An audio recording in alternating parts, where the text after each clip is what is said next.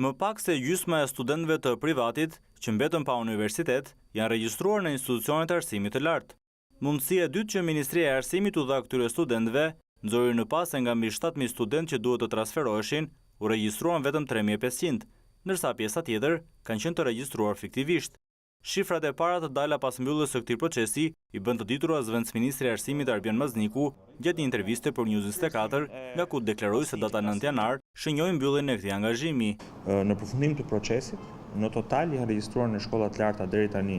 3.527 studentë, nga të cilët 2.357 në institucionet e arsimit lart publik dhe 1.170 në institucionet e arsimit lart privat. Pra, më shumë se sa gjysma studentëve që pritet të regjistroshin, në fakt nuk u regjistruan, duke treguar në këtë mënyrë që kemi bëjmë me një numër studentësh që ishin ngjashur student fiktiv. Por sa i përket konkurimit për një vend në administrat, ata studentë që kanë diplomat nga universitetet që u mbyllën kanë të njëjtat të drejta me ata të publikut. Çdo person i cili ka marrë një diplomë në institucion të arsimit lart privat në një program të licencuar dhe të akredituar, pra që ka një diplomë të ligjshme sipas ligjeve të vendit, ka një diplomë të vlefshme, pavarësisht se ky institucion tashmë është mbyllur.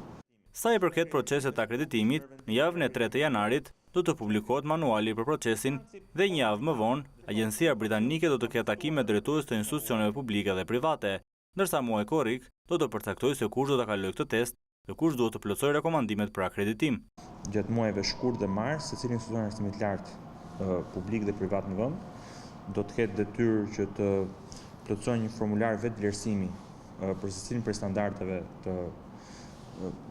ligjore dhe të pranuara në vend për cilësinë e sistemit arsimit lart, dhe më pas bazuar në këtë formë vetvlerësimi që institucionet vetë do të bëjnë, misione apo grupe vlerësuesish nga Agjencia Britanike, por në bashkëpunim me agjencinë tonë, do të vlerësojnë secilin për institucionet e arsimit lart në vend gjatë periudhës prill-maj qershor korrik, duke kulminuar në mesin e korrikut me një raport të detajuar për secilin institucion të arsimit lart në vend dhe rekomandimet përkatëse për akreditim ose jo. Procesi i akreditimit mandej do të vijojë me kontrollin e detajuar të çdo dege në çdo institucion, duke e përfunduar procesin e kontrollit të cilësisë së arsimit në 2 vitet e ardhshme.